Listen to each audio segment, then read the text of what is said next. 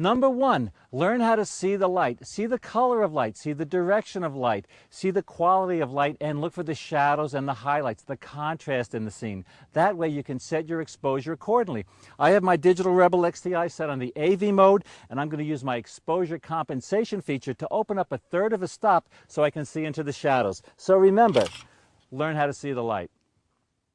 Number two, try to create a sense of depth and dimension in your pictures. In other words, we see the world in three dimensions: height, width, and depth. But our cameras only see two dimensions: height and width. So it's our job to try to create a sense of depth. One way to do that is to use a foreground element when we're composing a scene like this, a landscape. So we have that rock in the foreground, we have these midground rocks, and we have these beautiful rocks in the background. So that's my composition. To get everything in the scene in focus, what I'm going to do is actually what I did when I took the picture is I used the focus lock on my camera. I locked the focus 1/3 into the scene, then I recomposed and I shot. So remember, try to create a sense of depth and dimension in your pictures.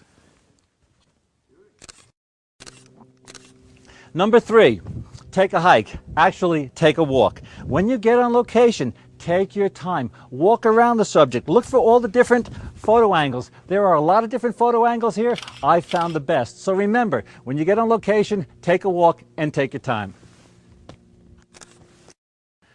Number four, always look down, always look back, and always look up. You know, so many people miss great picture opportunities because they're in such a hurry to get to the final location. They miss what's going on around them. So remember, always look down, always look back, and always look up.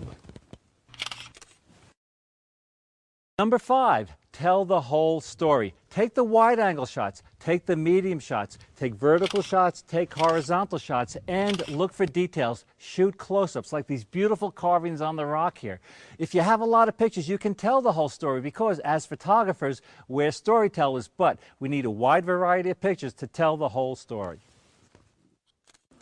Number six, frame it. David, our cameraman, is shooting through this opening in the rocks. This is making a much more interesting picture than if I were just positioned flat against the rocks. So when you're photographing someone, look for a doorway, look for a window to frame the person, look for some branches. You'll get a much more interesting picture, good enough for framing. Number seven, be aware of the background. The background can make or break a picture. I tell my cameraman this all the time. I don't want some object sticking out of my head. So remember, always be aware of the background. Number eight, the name of the game is to fill the frame. I'm here at Elephant Rock, one of the most spectacular rock formations in the Valley of Fire. Now, I want to share my picture with my family and friends. So what I've done is I've zoomed in, I've moved in tight, so I've cropped out the sky, the dead space in the scene, and these rocks down below that don't add anything to my picture. So remember, the name of the game is to fill the frame. Oh, here's a bonus tip. I almost forgot to tell you this. All rules are meant to be broken. You're in charge. Be creative with your photography. In this situation, for example, say you're doing a school newsletter. You want to send an electronic postcard to someone. You want to tell people in one image where you were. So what you could do is leave that dead space on the top, leave the dead space on the bottom for type, which you could put in the digital darkroom. But in general, remember, the name of the game is to fill the frame.